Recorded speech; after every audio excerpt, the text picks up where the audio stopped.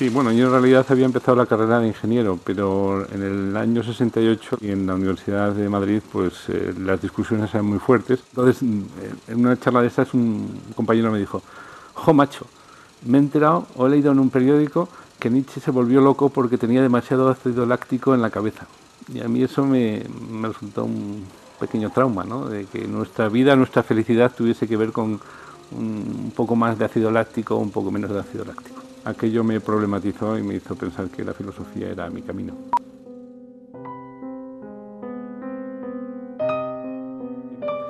Bueno, yo creo que la filosofía en la actualidad se ha vuelto algo como demasiado complejo, demasiado lleno de citas, demasiado lleno de erudición.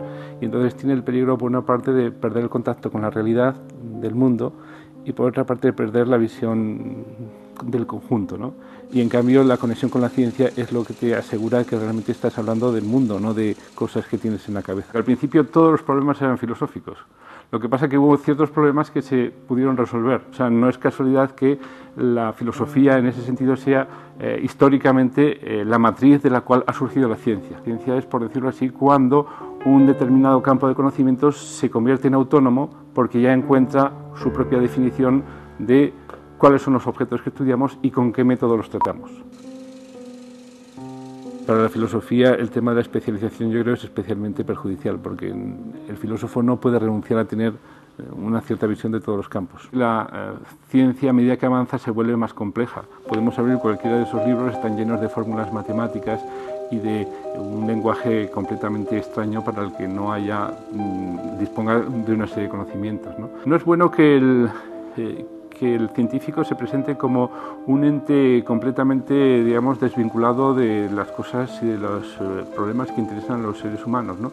En ese sentido, el trabajo de los divulgadores creo que es muy importante, ¿no? Es un modo de hacer ver que todo ese tipo de cosas extrañas y abstrusas no se refieren a cosas que no nos interesan, sino que de alguna manera se pueden explicar en un lenguaje accesible a todos. Al principio la ciencia era un saber fundamentalmente divertido, curioso e inofensivo, ¿no? En una sociedad como la actual, la ciencia es un foco de poder, ¿no? Es decir, tener una ciencia potente, sobre todo una ciencia que después implica un desarrollo tecnológico, es importante para una sociedad, ¿no? La ventaja de ramas como la astronomía, la astrofísica, la cosmología, es que sus repercusiones tecnológicas no parece que sean inmediatas, ¿no?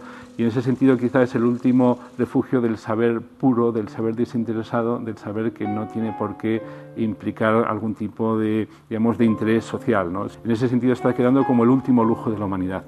La gente estudia el universo simplemente porque al hombre le interesa saber dónde está, no porque eso vaya a mejorar su nivel de economía o sus expectativas de una vida más larga, ¿no?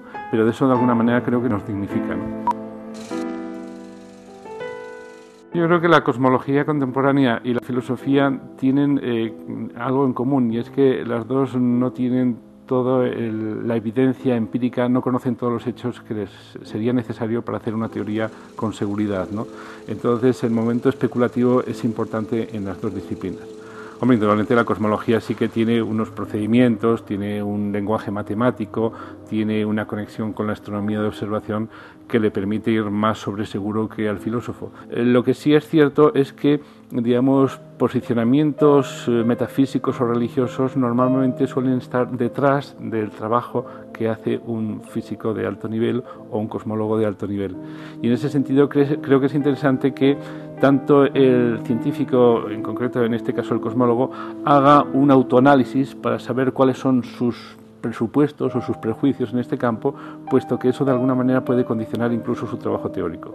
El caso de Einstein es especialmente claro porque algún biógrafo suyo, Abraham Pais, ha dicho que los 30 últimos años de su vida, si se hubiese ido a pescar, hubiese sido mejor, en el sentido de que su trabajo científico en los últimos años no sirvió de mucho porque él se había metido en una vía demasiado especulativa.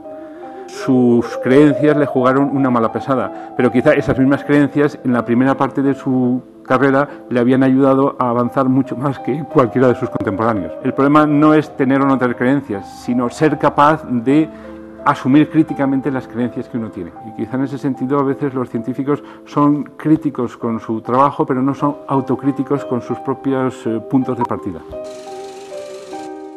El cielo estrellado sobre mi cabeza y la ley moral en mi corazón, ¿no? El mundo exterior, el mundo interior, ¿no?